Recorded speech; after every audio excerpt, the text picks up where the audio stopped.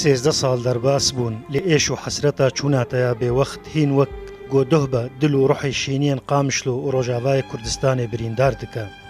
نەها قامشلۆ پر بێریاتە کریە، تەژی بێریاوێ کریە. لاڤایاتە هین لە بەندا ڤەگەراتەیە، داسەرێ خودەینە سەرسینگاتە و ڕازە. بچووک و مەزنێن قامشلۆ توجاری کێفخۆشیە کو تە هەر جار دخست دلێواندا ژبیر ناکن.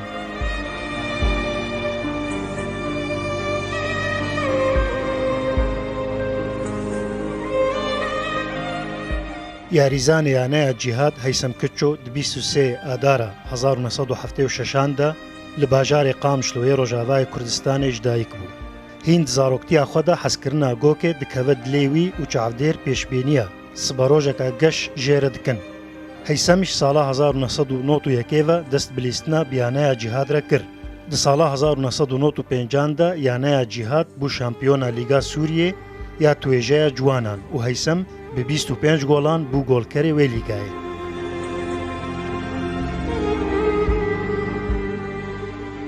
دی 1996دا ژی هەیسەم 24 گۆڵکردن و بوو گۆڵکەرێ لیگایە جوانên سووریێ.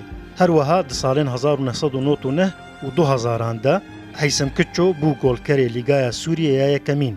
هەیسەم دی 20 ساڵیا خۆدا کەچاما خوانی و کەچێک بناوێ لاڤە لە دوو خۆشت. لێ تەوی vêyekê هەیسەم کچۆ مîna gelek yarizanên yanaya cîhad û qamşloyê ji hêla hikûmeta Sûriyê hat piştgohkirin û kêm caran bo tîma millî ya Sûriyê hat xwestin.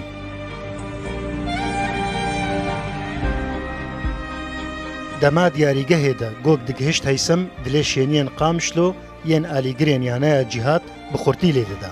Çimkî guman têde nebû got ew yarîzanê golker dê yan golekê bîne û yan hunerkariyeka balkêş pêşkêş bike.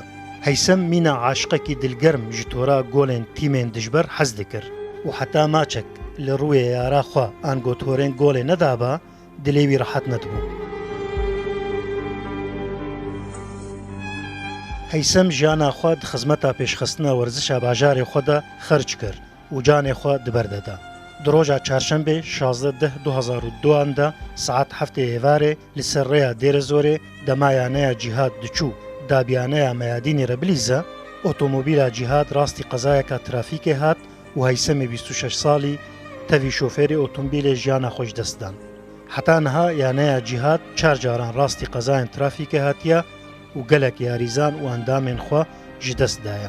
Dema termê Heysem gihişt Qamişlo, şêniyên Qamişlo bi dilekî şewitî û çavên şil bi jin, zarok, ciwan û pîran, bi Kurd, Arab, Mesîhî û hemû xelkên bajêr derketin pêşiya wî û bi cenazeya wî re meşiyan û heta wargeha wî ya dawî birin û radestiya xa Qamişlokê kirin.